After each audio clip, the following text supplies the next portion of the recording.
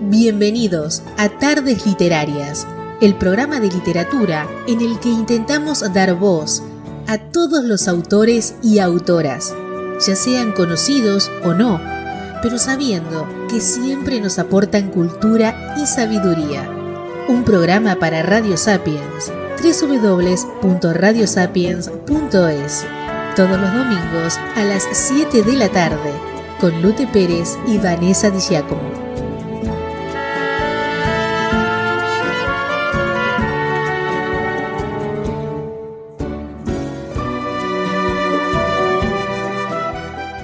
Bienvenidos a Tardes Literarias. Hoy estamos con el escritor Luis Landero. Luis Landero Durán nació en Albuquerque, Badajoz, España, 25 de marzo de 1948, es un novelista y articulista español. Procedente de una familia obrera, pasó los primeros años de su vida entre su localidad natal, Albuquerque, y la vecina finca de Valdeborrachos, propiedad de su padre. En 1960, tras vender parte de la finca, la familia trasladó su domicilio a un piso del barrio de la Prosperidad, Madrid, en el cual su padre instaló un taller de punto y de costura.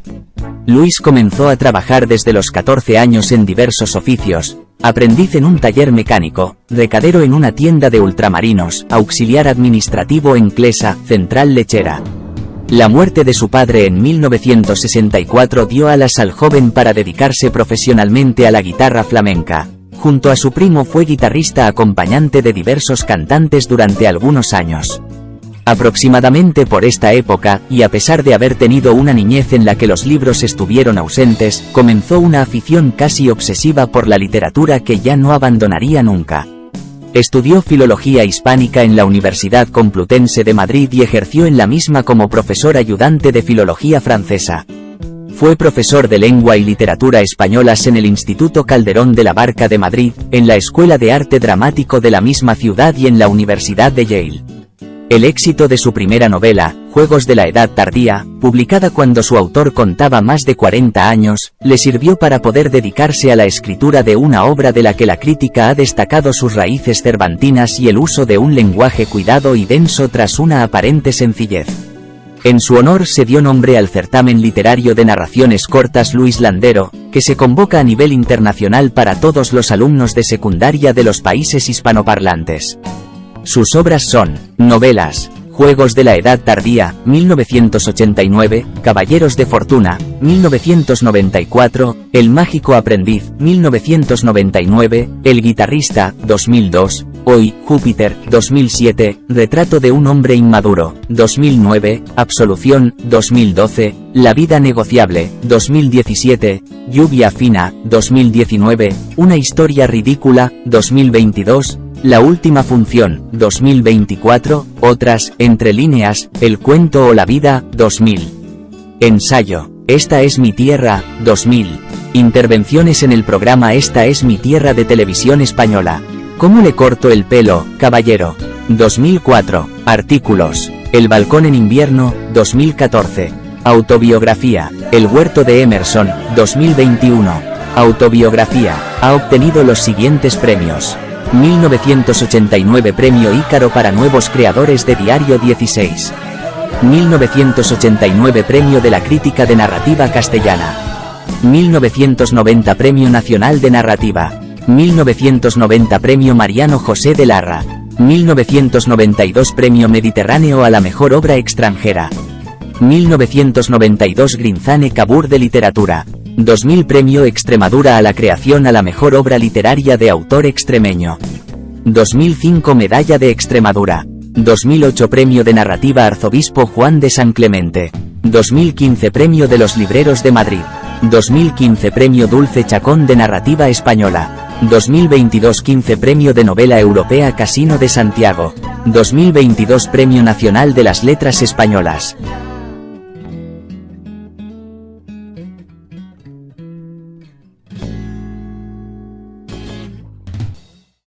Luis Landero nos cuenta cómo se fraguó su novela Lluvia fina y cuál es su contenido, y a su vez nos narra un poquito de esta novela. Pues fue una noticia que leí en un periódico, una noticia muy breve, donde se hablaba de una familia que se había reunido después de mucho tiempo y aquello había acabado con 1 o 2 muertos y varios heridos, ¿no? Solamente era eso, ¿no? Pero al leer eso no sé qué, algo se debió activar muy dentro de mí. Y entonces de pronto digo, hombre, si esto es una novela que no solamente la voy a escribir, sino que es que ya está escrita. Y efectivamente la vi como escrita. Casi la vi ya publicada y hasta la vi con el título, ¿no? Que se me ocurrió, ¿no? Desde el primer momento.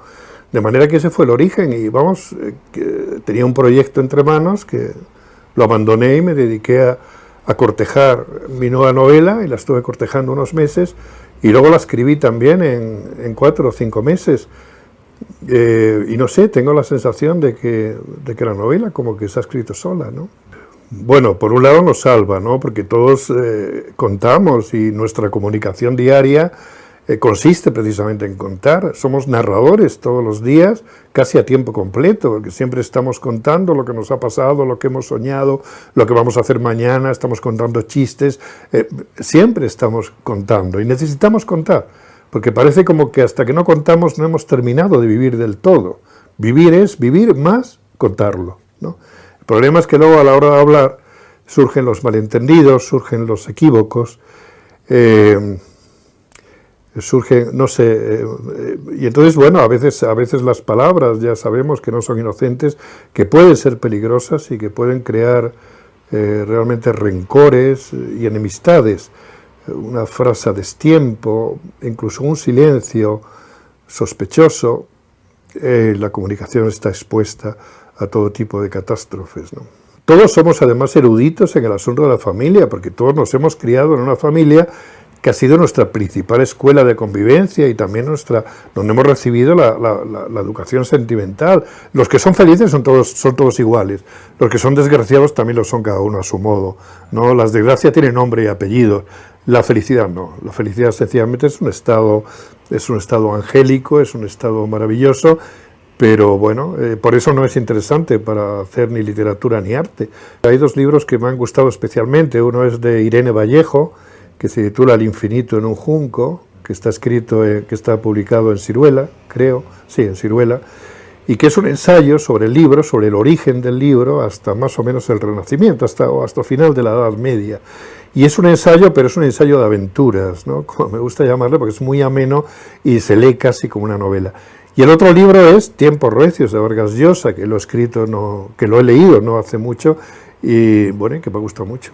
Sigo escribiendo con el mismo fervor, con la misma inseguridad, con la misma entrega y poniendo lo mejor de mí mismo, iba a decir en cada página que escribo, yo diría que casi en cada palabra que escribo, ¿no?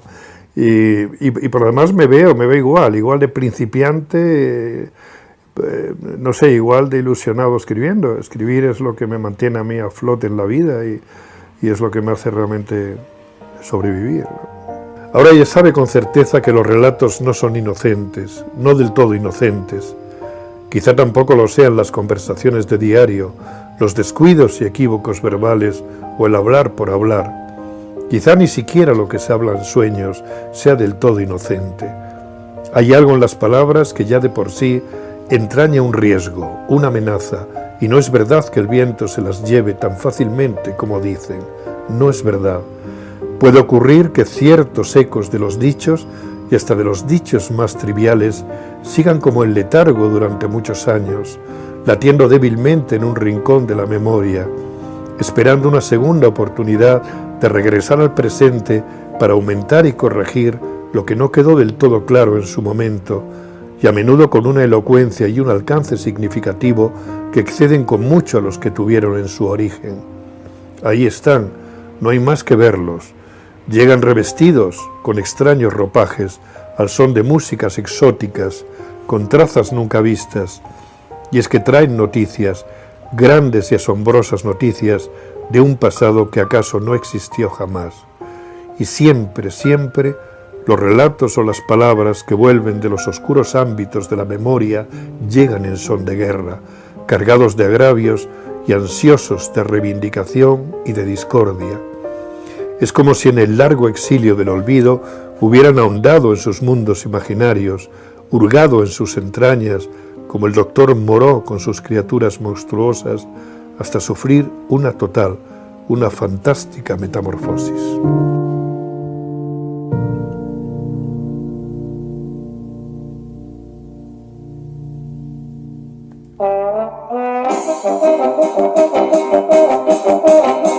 Me llamo Marcial Pérez Armel. Resido en Madrid. Quizá no resulte especialmente apuesto y llamativo, pero sí educado, discreto, concienzudo, culto y buen conversador. Mi visión del mundo y de la vida, trágica y trascendente. Mi historia, de amor, de odio, de venganzas, de burlas y de ofensas.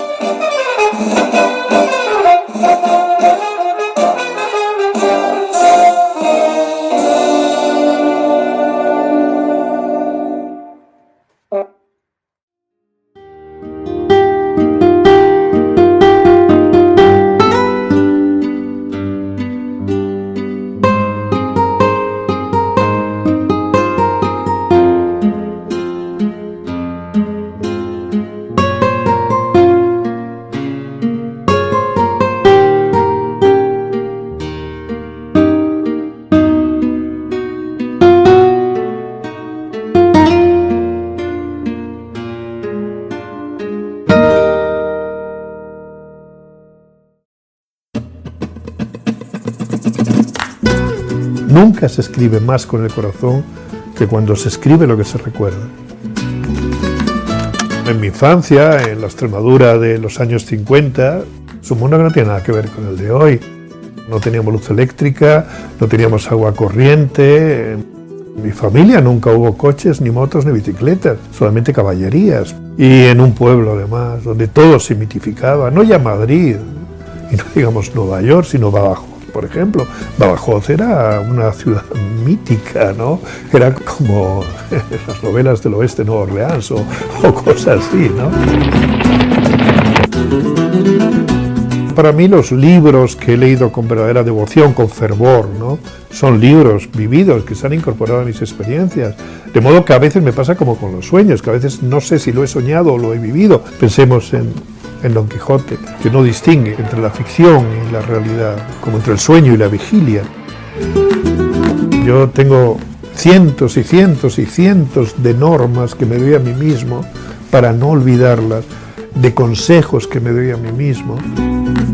Todo tiene su ritmo, también los ríos, y lo mismo la música. Acuérdate de cuando tocabas la guitarra.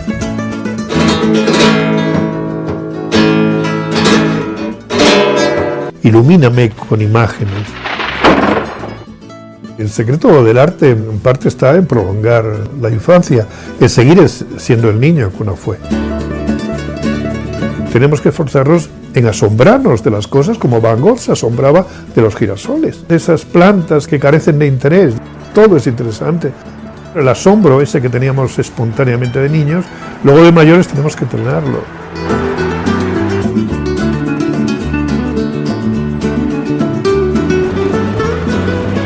Es cultivar tu huerto, en definitiva. Así he escrito yo este libro, como un niño que juega.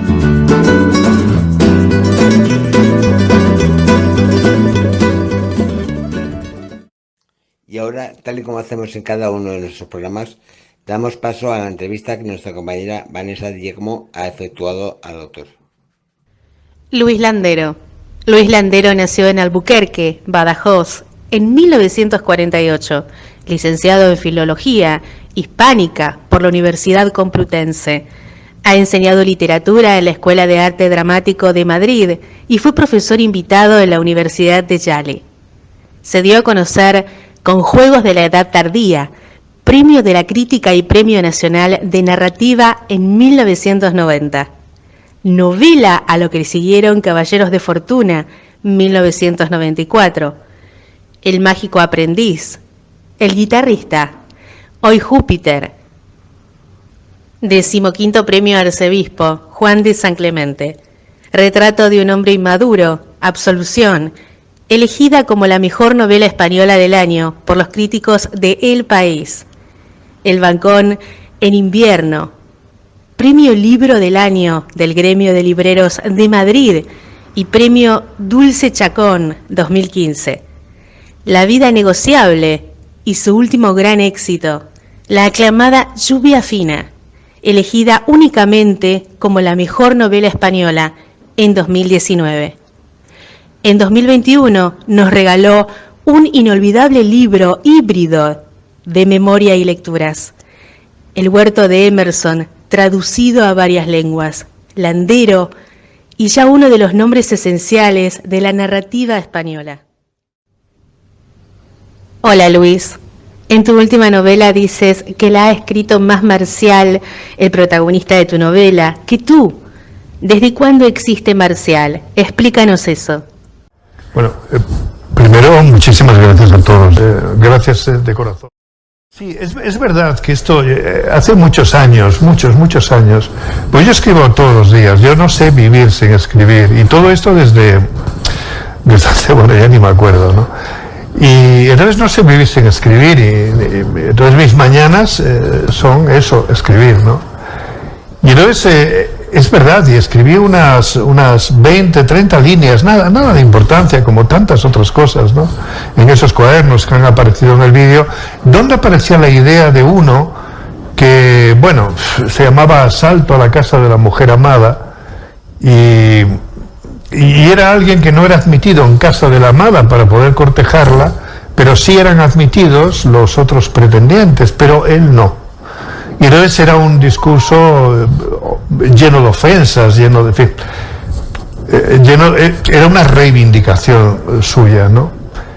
Y no, esto sencillamente pasó, pero por esas cosas que ocurren, por esas cosas de la memoria, esa voz se me quedó y me acompañó durante muchísimos años. Quizá 30, 40 años, no lo sé, pero siempre tuve ahí esta voz. Y muy a menudo la voz de un personaje, el cómo habla un personaje, revela ya su manera de ser, ¿no? Leyendo los carnets de Albert Camus se ve como él tantea en esa idea que él tiene, que luego será el extranjero, hasta que por fin dice: mamá murió ayer, punto, o quizá hoy, punto, no lo sé, punto. Esas tres frases ya casi definen al personaje, ¿no? De manera que cuando alguien escribe en primera persona y tiene una forma peculiar de hablar, el personaje no hay que hacerlo, casi se hace él solo, ¿no? Y a partir de ahí, cuando nos confinaron en marzo de 2020, pues no tenía mejor cosa que hacer, y entonces digo, a ver, ¿qué tiene que decir este hombre, que no tiene nombre todavía? A ver qué le pongo. Y digo, venga, Marcial, por ejemplo. A ver qué dice y tal. Y bueno, y salió esta novela, así es. Tú dices siempre que lo que más cuesta es encontrar la voz del personaje, y en esta ocasión el personaje roza con lo cómico y afrontas esta novela con un humor que roza la seriedad. ¿Eso cómo se hace? Sí, pero esto es esencial en el humor del siglo XX, y yo creo que antes del siglo XX este tipo de humor no existía. Yo creo, no voy a decir que lo haya inventado Kafka, pero quizá Kafka es uno de los primeros que da noticia de ese tipo de humor, donde se cuentan las cosas, el absurdo, se cuenta lo absurdo de vivir, lo absurdo de la vida, desde un lenguaje absolutamente lógico, desde lo racional. Y entonces esa mezcla de un lenguaje racional, como puede ser el de Kafka, que está muy influido por el lenguaje jurídico, porque él era abogado en definitiva, y luego además porque él era judío. Y entonces el Talmud, el cuidado de un texto durante siglos, hace que se cuiden mucho las partículas, los detalles, etcétera, hace que haya un desnivel, que te cuenten el absurdo. Típico lo hacen cuando hacen esto del vaso, de cómo llenar el vaso, un vaso de agua, y además lo traducen en un francés macarrónico. Y entonces, claro, hay un desnivel ahí entre la seriedad de los humoristas, que se ponen todos muy serios, y además lo traducen a otra lengua para mayor garantía, tal, ¿no? Y luego lo ridículo de llenar un vaso de agua, ¿no? Y eso es muy del siglo XX, voces graves que transmiten el absurdo de la vida y lo cómico que puede resultar vivir, cómico y trágico, claro. Como siempre, en la sombra de Kafka, presente en tus novelas, y en esta no? Sí, yo creo, a mí Kafka me ayudó, como es que es muy importante a veces un escritor que te ayuda a conformar tu mundo, porque yo creo que lo más difícil para un escritor es saber cuál es su mundo, ¿no? Esto es lo más importante, saber qué es lo que está llamado a escribir él y que no puede escribir más que él, ¿no? Aquello que lo hace original porque es único, porque es suyo, ¿no? Como esta chica que acaba de ganar el Oso de Oro, que ha contado los melocotones en su pueblo. Es un poco lo mismo, es encontrar tu mundo, encontrar cuál es lo tuyo, ¿no? Y hay autores que unos te influyen estilísticamente, por ejemplo, te ayudan a escribir, a buscar la precisión, a ampliar tus posibilidades estilísticas. Hay otros que te influyen en fin, de muchas maneras, y hay otros que son como fundacionales, que te ayudan a definir ese mundo, eso que uno tiene dentro, ese mundo que uno tiene dentro cuando es un escritor joven, que siente bullir, pero que no tiene forma todavía, que hay que darle forma. ¿Cuál es mi mundo? Porque siento que está dentro de mí, pero ¿cómo hago esto? Es como el pintor que siente que quiere hacer algo, el músico cuya música le bulle dentro, pero ¿cómo lo llevo a la partitura esto? ¿Cómo lo llevo al lienzo? Y Kafka es uno de esos escritores que me ayudaron a conformar mi mundo, porque de pronto digo, bueno, no sé, fue una revelación y fue una influencia muy importante para mí, junto a otros muchísimos influentes que tengo, porque yo no hay escritor que no me haya influido. Quiero decir que yo siempre he pillado de todos los escritores, ¿no? Y de la tradición oral, claro. Pero en la tradición oral la música sobre todo, ¿no es verdad? El lenguaje, la música del lenguaje oral, como si te contara una historia. De hecho, por ejemplo, el 100 años de soledad está escrito así. 100 años de soledad está escrito como si te contara una historia tu abuela, ¿no? Hace mucho tiempo y no sé qué, no sé cuánto. Tiene ese aire, esa música del lenguaje folclórico de toda la vida. Y es que como yo realmente, bueno, pues me crié como me crié, ¿no? Entre gente, en fin, de pocas letras y de mucha labia, que entonces, bueno, sabían contar muy bien historias. A mí la música del lenguaje oral se me quedó. Y para mí es ¿cómo se dice? Es mi desideratum, ¿no? Mi desideratum. El modelo es, porque el genio del idioma yo creo que está en el lenguaje oral. Y luego cuando ese lenguaje oral, esa fuerza, esa expresividad, esa creatividad que tiene el lenguaje oral, eso se junta con el lenguaje culto, con el lenguaje escrito, que es la otra rama de la tradición, entonces surge la chispa de la gran literatura, y el gran modelo es el Quijote. Ahora nos gustaría que nos hablases de este Marcial, un hombre especial que se enamora de una forma extraña. ¿Has conocido a muchos marciales? Sí, he conocido a muchos marciales, porque he conocido a gente con ínfulas culturales, pero que no han tenido la posibilidad de ser cultos, en el sentido canónico del término. Gente que a lo mejor tenían, como mucho, los que más tenían unos cursitos de bachiller, no más. Y entonces entrevieron, entrevieron lo que es la alta cultura, entrevieron lo que es la cultura, que además le tenía un respeto enorme, porque eran los tiempos en que también a los profesores y a los maestros se les respetaba mucho. Otros tiempos. Se les respetaba muchísimo, y se respetaba mucho la cultura, se respetaba mucho este tipo de cosas. El léxico, el hablar bien, y es gente que con un poquito de aquí y de allá, pues porque escuchaban un programa cultural en la radio, veían un documental en la tele, leían una enciclopedia, leían de aquí y de allá, y se iban haciendo su cultura, y era una cultura un poco solemne, porque era una parodia de la alta cultura. Y yo he conocido a mucha gente así, porque bueno, lo he dicho estos días de promoción, he dicho que yo no traté, sí conocí, pero no traté con gente ilustrada hasta que saqué las oposiciones de profesor, hasta los 28 o 29 años, casi 30. Pero yo antes traté con gente, con campesinos, con el mundo de la farándula, el mundo de los inmigrantes, el mundo del mundo laboral, incluso de los bajos fondos laborales. Entonces traté con esta gente, ¿no? Y Y entonces no tuve oportunidad. Bueno, sí, traté con gente ilustrada, sí, traté con Cervantes, con Machado. Esto lo podemos hacer en nuestra soledad, y claro que sí. Pero, y entonces, de manera que yo cuando escribo me salen muchísimas voces, esa voz de que hablaba, de lo que me preguntas al principio, ¿no? Esa voz me viene de esos marciales que yo he conocido. Y de hecho en mis novelas, el otro día lo pensé, no lo había pensado, pero es verdad que en mis novelas no hay gente con estudios superiores. Bueno, sí hay, pero pocos. ¿Qué sientes cuando se habla de ti? Cuando se habla de mí, siento que se están equivocando conmigo. Siento que se equivocan, que piensan que soy un escritor, en fin,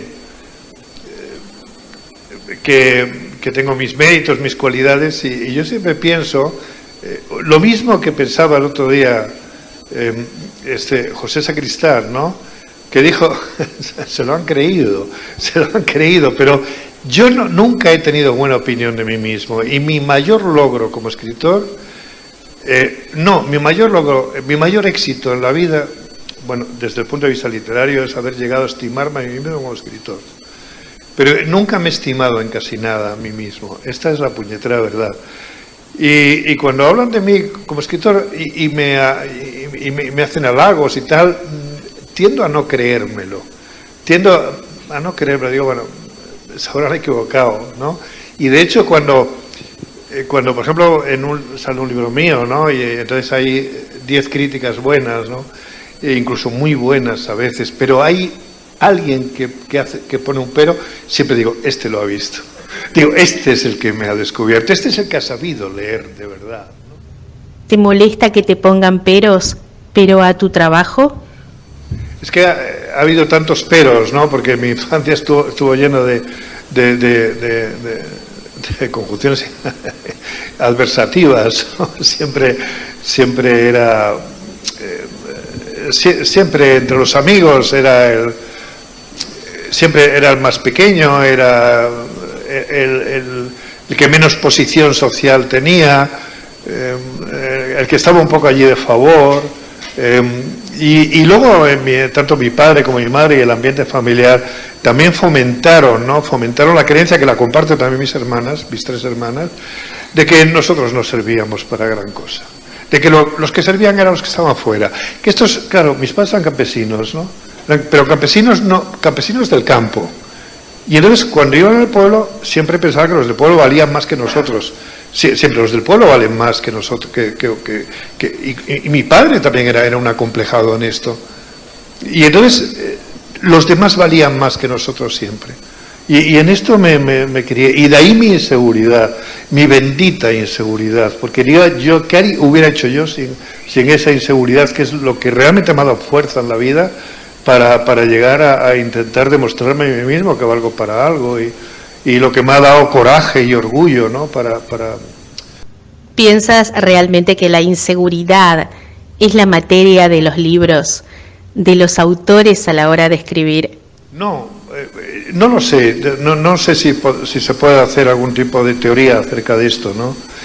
Pero yo creo que todo artista hay una inseguridad de fondo, porque se mueve en un terreno muy impreciso. El arte es muy grande y uno es muy pequeño. Cuando digo que el arte es muy grande, es que las intuiciones que uno tiene, lo que uno vislumbra, el mundo interior que hay dentro de uno, y que uno oye bullir dentro de sí mismo como un volcán, ¿no? Entonces eso es tan grande que no hay manera de darle voz a eso, ¿no? Pero precisamente la inseguridad lo vemos en tantos escritores, ¿no? La inseguridad es lo que al final también te da momentos de seguridad, porque no podemos decir que uno es inseguro así para siempre. No, uno tiene sus momentos de inseguridad, pero la inseguridad alimenta también el orgullo de ser uno mismo y el orgullo de intentar cosas y de decir lo que uno tiene dentro. Y entonces la inseguridad no lo sé, porque en esto uno se pierde, ¿no? Pero yo creo que todos entendemos lo que es esto, y esta cosa que hay entre la inseguridad, el orgullo, incluso la arrogancia, entre la inseguridad y la arrogancia. El inseguro también puede ser arrogante, Y de hecho el inseguro tiene razones para ser arrogante. El arrogante quizá no tiene tantas para ser inseguro. La infancia tiene un poder muy importante, ya que siempre recuerdas en tus novelas ese tiempo. ¿Cuándo te diste cuenta de que podía ser uno de tus tesoros literarios? Claro, pues me fui dando cuenta poco a poco, según fui descubriendo mi mundo, ¿no? Porque yo creo que lo más importante para un escritor, para un novelista, para un poeta, lo más importante es saber cuál es su mundo. Esa es la gran tarea de un escritor. Saber cuál es su mundo, qué es aquello que solo él puede contar, él y nadie más que él. Y esto, como decía Flaubert, a veces es una cuestión de suerte. Es una cuestión de suerte. Y por el caso de Cervantes, que efectivamente ya casi en el crepúsculo de su vida encontró el gran tema, su gran tema, ¿no? Y lo encontró un poco por casualidad, es verdad, lo encontró un poco por suerte, ¿no? Y entonces yo poco a poco fui dándole forma a eso que yo sentía bullir dentro de mí. Yo sabía que tenía cosas que contar, tenía un mundo del cual solamente percibía un rum rum, un querer salir, un querer expresarse, pero no sabía muy bien qué era, ¿no? Todo esto naturalmente se termina traduciendo en una historia, ¿no? Y entonces fue cuando empezaron a salir cosas de mi infancia, las relaciones con es decir, los fantasmas literarios, lo que se llaman los fantasmas literarios. Y estos van surgiendo poco a poco, te van saliendo, y de manera que llega un momento en que uno escribe no lo que quiere, sino lo que puede, ¿no? Y son esos fantasmas literarios a los que uno rinde, de algún modo, pleitesía, ¿no? Y uno escribe realmente lo único que puede escribir, y en mi caso es esto, porque yo soy un escritor de esos que están siempre un poco moliendo el mismo grano, ¿no? Están siempre dándole vueltas a 4, 5, 6 temas, los que sea, aunque luego las historias sean diversas, pero en el fondo es un poco lo mismo, son ciertas obsesiones. Y esas obsesiones vienen de mi infancia, y de esas obsesiones yo no soy ni quiero ser demasiado consciente, porque si no fuera demasiado consciente de eso no escribiría. Tienes varias novelas autobiográficas, El balcón en invierno o El huerto de Emerson. ¿Cuánto hay de realidad y de fantasía en estas novelas? Bueno, una fantasía relativa, ¿no? Cuando uno escribe un libro, ahora se llaman de autoficción, yo prefiero llamarla autorreferencial, ¿no? Cuando se escribe un libro de este tipo, yo creo que hay un pacto con el lector, que es el de no mentir. En este caso no se puede mentir, no es una inmoralidad mentir, ¿no? Atribuirse, sobre todo con malicia y a sabiendas, ¿no? Lo que pasa es que, para empezar, en nuestro pasado hay más cosas, que es lo que decía antes, más cosas de lo que creemos. Porque a veces damos por sabido nuestro pasado. No, estamos equivocados. En nuestro pasado hay un tesoro por descubrir. Hay muchas más cosas de las que creemos. Solamente que para eso hay que invocar los 5 sentidos, hay que concentrarse en cosas concretas, poner el foco en algo muy concreto. Yo, por ejemplo, siempre a mis alumnos decía, escribid sobre los pasillos, pero sobre vuestros pasillos. Aquellos pasillos vuestros, que además esos son inimitables. O sea, quiero decir que si todos escribimos sobre los pasillos en general y lo escribimos en abstracto, nos saldrían escritos semejantes. Pero si hablamos de nuestros pasillos, como decía Freud, de nuestras ciegas marcas, entonces nos saldrán a todos escritos completamente originales. Estamos condenados a ser originales siempre que efectivamente busquemos en nuestro pasado y busquemos esas ciegas marcas. Para recordar nuestro pasado hay que hacer un poco de arqueología, ¿no? Y naturalmente de nuestro pasado recordamos lo que recordamos, pero el olvido ha roto muchas cosas que hay que remendar, y eso se remienda con la fantasía, se remienda con la imaginación, pero una imaginación previsible. Quiero decir, yo por ejemplo si cuento cosas de cuando yo tenía 5, 6, 7 años, estaba en casa de mi abuela, de mis abuelos, todo esto, yo no puedo recordar cosas concretas, cosas mínimas de allí, pero se pueden deducir, ¿no? Si un primo mío me invitó a ir al campo y comimos allí en la huerta a la sombra de una higuera, yo no sé lo que comimos. En ese viaje a la infancia, Con la ayuda de la reconstrucción o de la ficción, ¿descubriste algo que tenías olvidado, que se había quedado por el camino? Sí, sí, pero no grandes cosas, sino pequeñas cosas. Las pequeñas cosas que uno va encontrando en el camino, que no todo en el camino son sirenas y son en fin, y polifemos y cosas de estas, y cíclopes, no. Pero sí pequeñas cosas. De pronto recuerdas el viaje que yo hacía desde la finca donde vivíamos al pueblo, que lo hacíamos en carro, en caballerías, y entonces las pequeñas cosas, entonces se activa de pronto la memoria, porque los sentidos entran en acción, y los sentidos tienen una memoria mucho más aguda, más fuerte y más perdurable y más rica a veces que la memoria del alma, por llamarla de alguna manera, ¿no? Y entonces, a la hora de concentrarte y de escribir y de centrarte en algo de la memoria, de pronto se produce una especie de, no sé si llamarle milagro, o se produce que de pronto empiezan a salir cosas que tú creías que estaban olvidadas. No, estaban allí latentes, como el arpa de Becker esperando, ¿no?, la mano de nieve, ¿no? Y entonces empiezas a recordar cosas que a veces pertenecen a la realidad o pertenecen a la fantasía, pero a una fantasía completamente verosímil y completamente creíble, porque las cosas tenían que ser así o muy parecidas, ¿no? O muy parecidas. Y el hecho de ponerse a escribir y esa componenda, esas relaciones que hay entre la realidad, entre lo real y lo fantástico, la memoria es muy novelera, claro, ¿no? Y entonces todo eso es magnífico, ¿no? Porque sobre todo es verdad. Lo importante es que sea verdad, ¿no? Y es verdad. Siempre, cuando suena algo a falso... En tus novelas hablas mucho y tienes muy presente la infancia. ¿Recuerdas bien cuándo se acabó esa infancia? Sí, la infancia se acabó cuando... Pues eso lo explica muy bien la Biblia, cuando te expulsan del paraíso con la espada flamígera, ¿no? El ángel que te expulsa del paraíso y te dice: te ganarás el pan con el sudor de tu frente. Y además no solamente te ganas el pan con el sudor de tu frente, sino que tienes luego que buscar una chica, tienes que bailar con ella, con compás de los boleros, tienes que declararte, tienes que casarte, tienes que tener hijos, y en fin, y todo lo que viene después, ¿no? Y entonces para mí hubo dos momentos en los cuales se acabó la infancia, a pesar de que mi padre hizo mucho para decirme desde niño, desde muy niño, desde que tuvo uso de razón, incluso yo diría que antes, que la infancia, que me fuera despidiendo de ella, que la cosa iba en serio, que la vida iba en serio, o sea que esto no. Pero fueron sobre todo dos. Uno, el trabajo. Además mi padre me puso a trabajar con 14 años, ¿no? Incluso antes, en trabajos del campo y tal, para que aprendiera lo que era el trabajo. Y entonces se me apareció el fantasma del trabajo, el te ganarás el pan con el sudor de tu frente, que ahí es donde se acaba la infancia. Y luego el descubrimiento del sexo, ¿no?, del erotismo, donde también la infancia de algún modo te despides de ella, ¿no?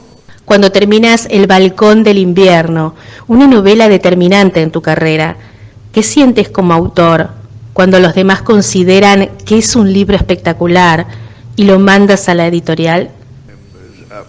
A mí yo me lo pasé muy bien escribiéndolo, ¿no? Lo cual es ya de por sí es impagable, es impagable ese año o ese año y pico, 2 años, no me acuerdo lo que tardé, pero fue estupendo escribirlo, porque además encontré esa música, encontré una encontré no sé qué, el cauce para escribirlo, y las cosas iban como saliendo solas, me iban saliendo con una facilidad que era alentadora y prometedora, ¿no?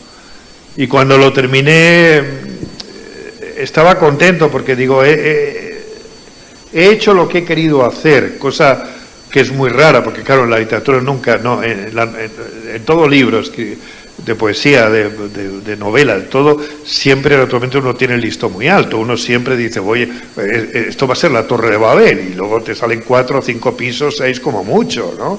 Pero en principio uno piensa llegar al cielo con lo que va a escribir, y siempre lo que uno escribe se queda muy por debajo de lo que uno quería escribir, ¿no? Sin embargo, con este sentí que había contado lo que quería contar, quizá porque era bastante sencillo y porque no aspiraba más que a ser una especie de documento narrativo, ¿no?, pero lo había escrito con el corazón y al fin y al cabo escribir es cuestión de oído y corazón, ¿no? De oreja para el lenguaje y de corazón para decir, ¿no?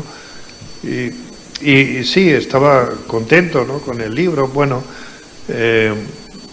sí, lo que pasa es que siempre hay una época de idilio, que es justamente lo que tú has dicho, cuando uno termina un libro y hay un momento de idilio que estáis el libro y tú, los dos solos, ¿no?, viviendo ese momento magnífico, donde tú quieres mucho al libro te quiere a ti, es estupendo, ¿no? Después escribes Lluvia Fina, una novela que relata la España de una época y que tú dices que surge de una noticia que leíste en un periódico, pero leyendo el libro parece que has ido más allá de esa noticia.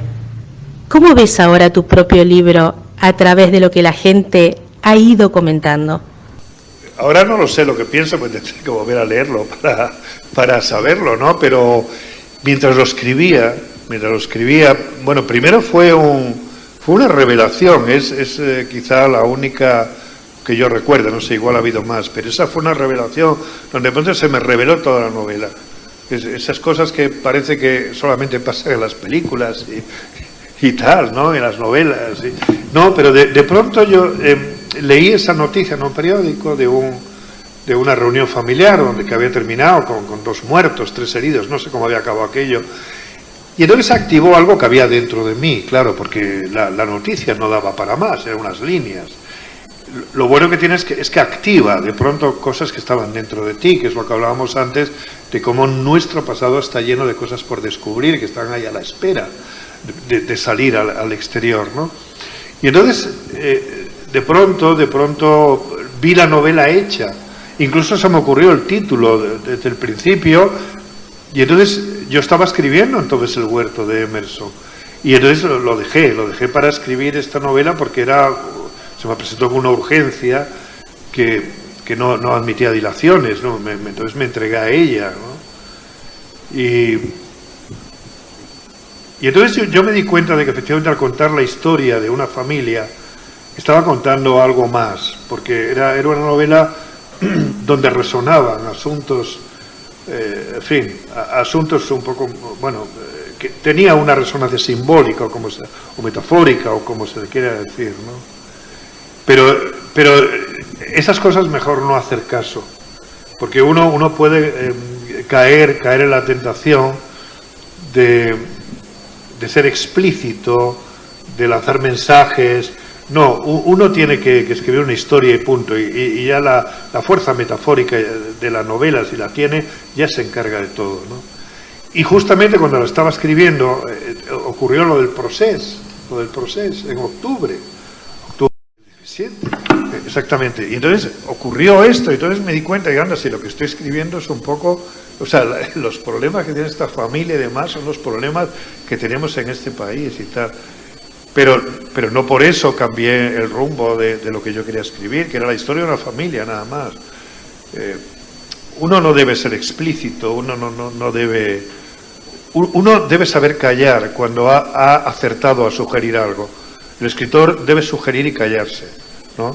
Todo lo que sea ir más allá de la sugerencia es una impertinencia ya, ¿no? A mucha gente el huerto de Emerson le resulta como un emblema de la felicidad de contar, y en tu caso, de contar todo lo que has ido sabiendo. ¿Qué produjo en ti la escritura de este libro? Escribiendo El huerto de Emerson yo he sido muy feliz, ¿no? Porque lo he escrito además como jugando. Quiero decir, sin exceso de responsabilidad, porque para escribir el exceso de responsabilidad es malo y el exceso de irresponsabilidad también. Lo he escrito en el estado justo, como decía Nietzsche, la verdadera seriedad es la del niño cuando juega. Pues así he escrito yo este libro, como un niño que juega, con esa profunda seriedad del niño cuando juega.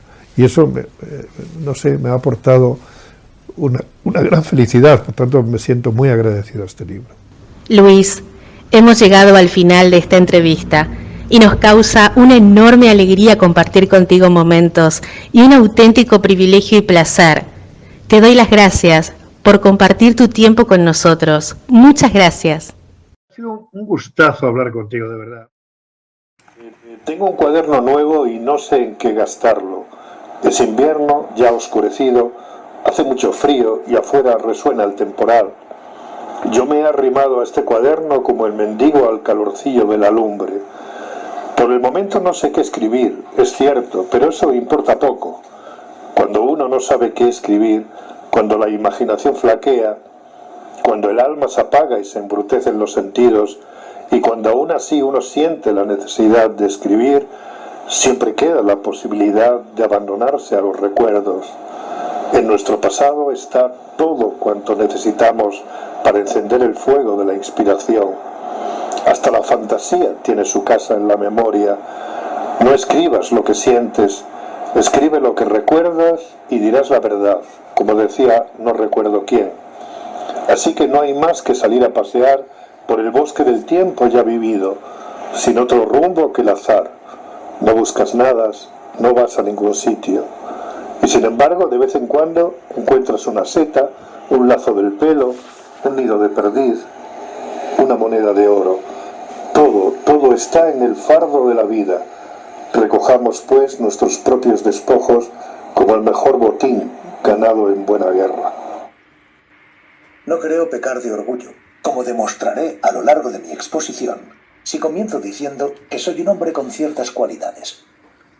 Quizá no resulte especialmente apuesto y llamativo, pero sí educado, discreto, concienzudo, culto y buen conversador.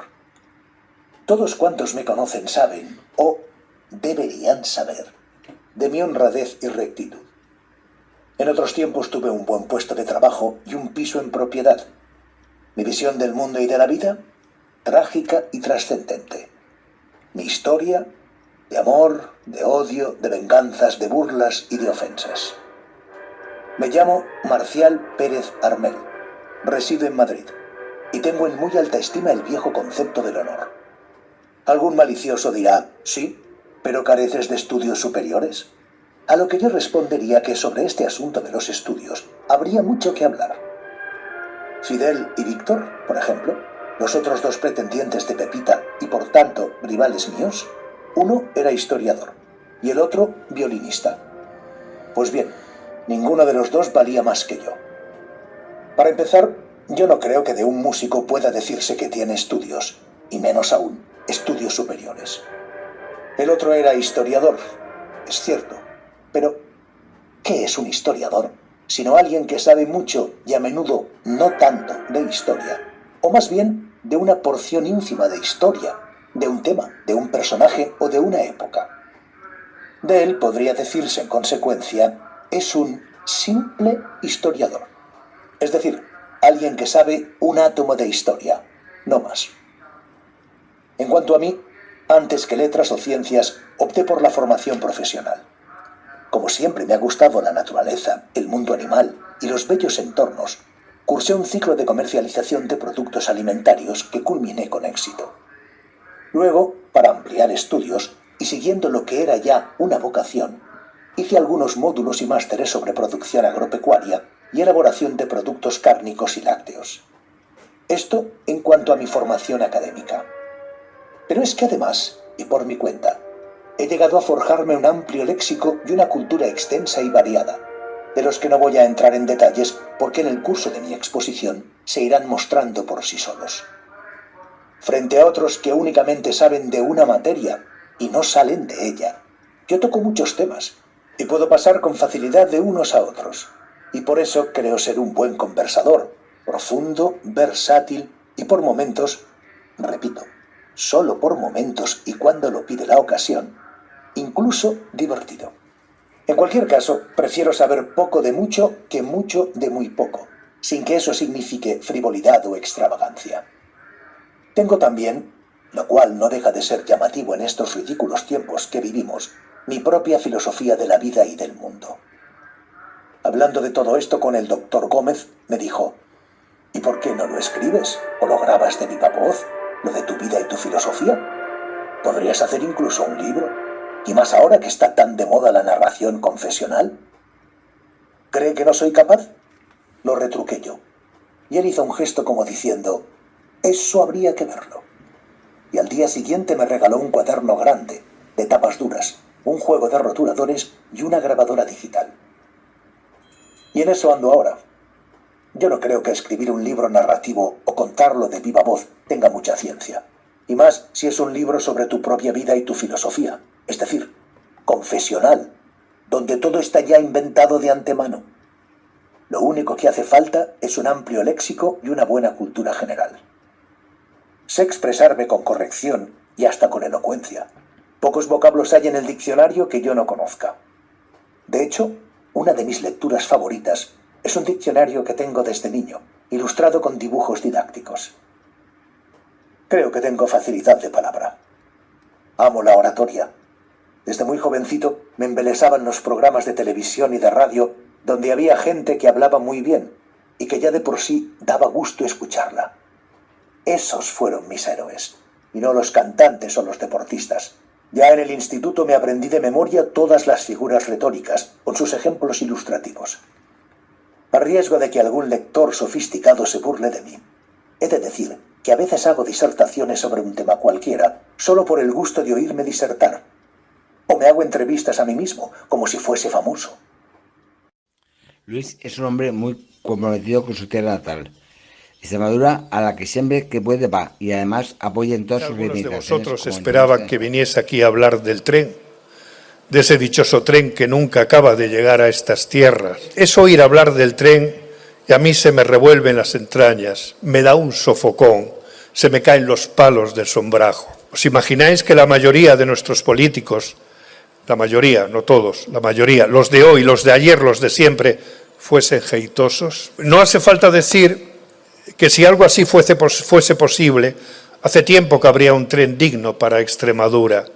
No hablo de un AVE, solo digo un tren digno. Extremadura sigue estando muy lejos, es el lejano oeste, y esa lejanía es en verdad un oprobio, una humillación y una burla. Así que a cuantos políticos y mandamases les corresponda responsabilidad en este desafuero y esta afrenta, les digo, queridos políticos, iréis de cabeza al infierno. Pero no por haber sido perezosos, bebedores o puteros o codiciosos o serviles o cobardes o descreídos. No, eso Dios lo perdona. Iréis al infierno por no haber traído a Extremadura el tren que Extremadura se merece. Queridos políticos, en confianza y cordialmente, sois unos canallas. En 1960 mi familia, como tantas, emigró a Madrid. Íbamos en aquellos trenes de carbón que tardaban, bueno, a veces casi tanto como los de ahora. Queridos políticos de la edad contemporánea, es decir, de los siglos XIX y XX, todos los que fuisteis responsables y cómplices con la aristocracia y con la púrpura del abandono de estas tierras, donde tantas indignidades sociales se han dado cita, escuchadme desde el infierno. Los que fueron los sacamantecas, los hombres del saco, las pantarujas, los cocos y camuñas para los niños, lo habéis sido vosotros para los mayores.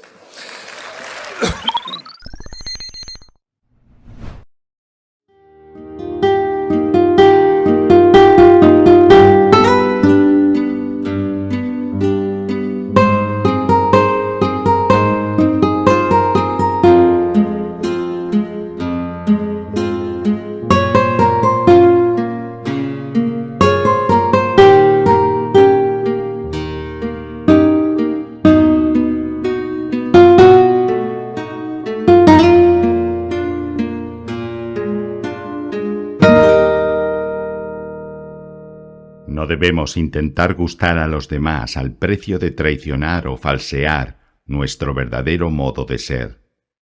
Tenemos que saber quiénes somos y cuál es nuestro mundo, propio e intransferible.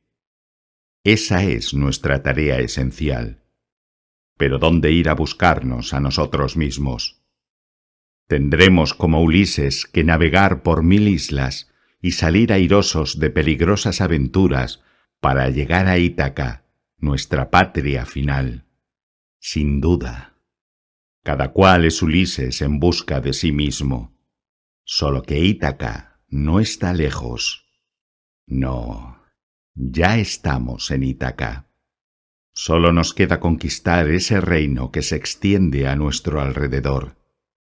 Aquí están nuestras verdaderas maravillas.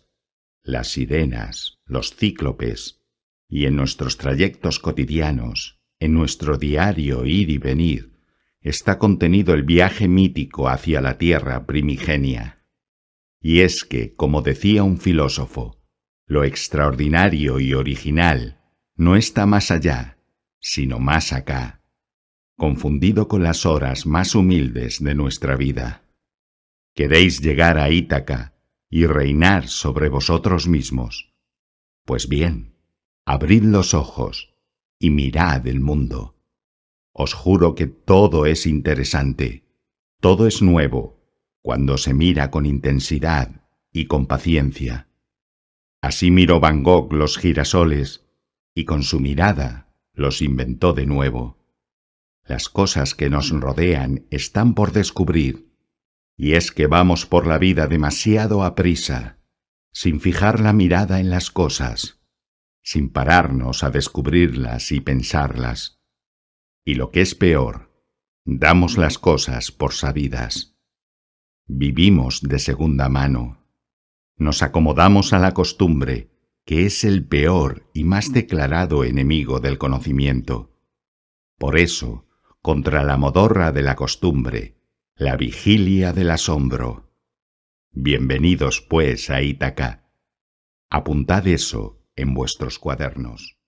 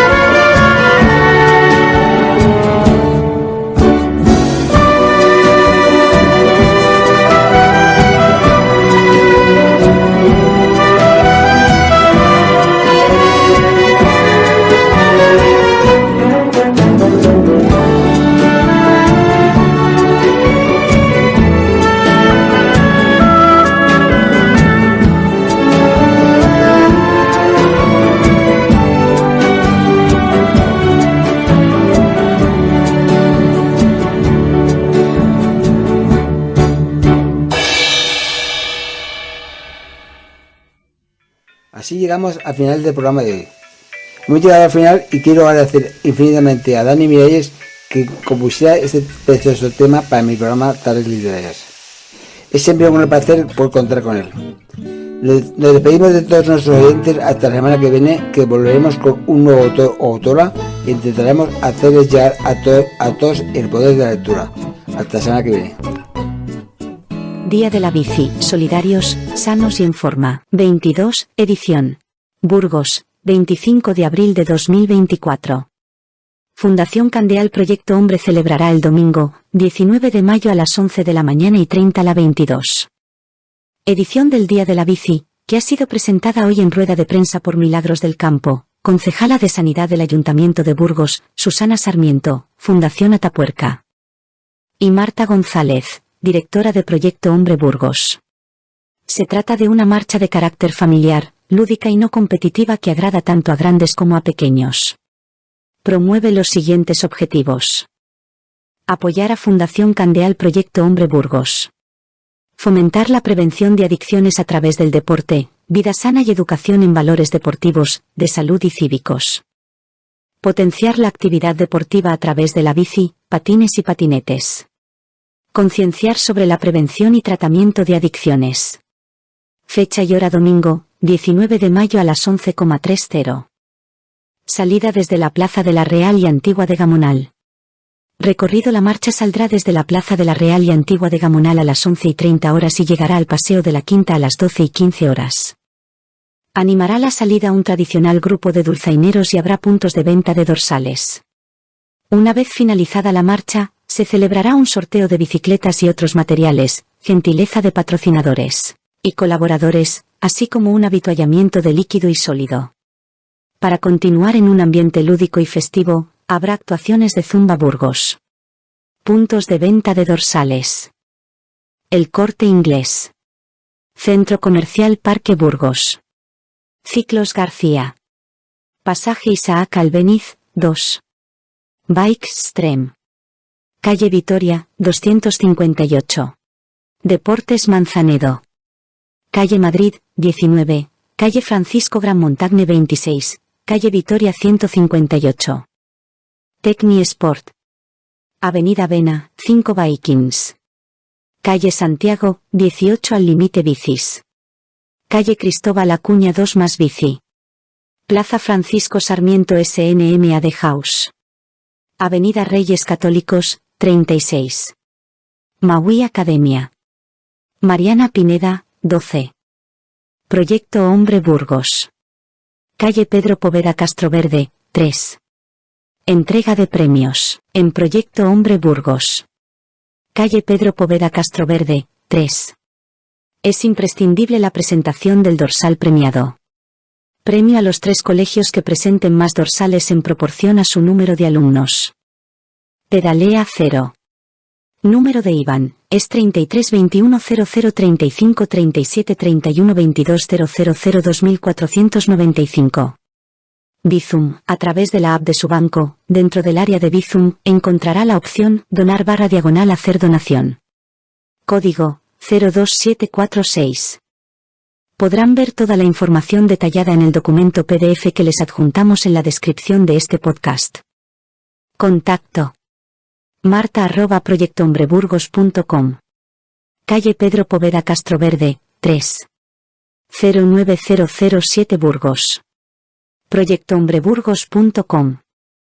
Desde radiosapiens.es, sencilleciorden.es y revistanube.com.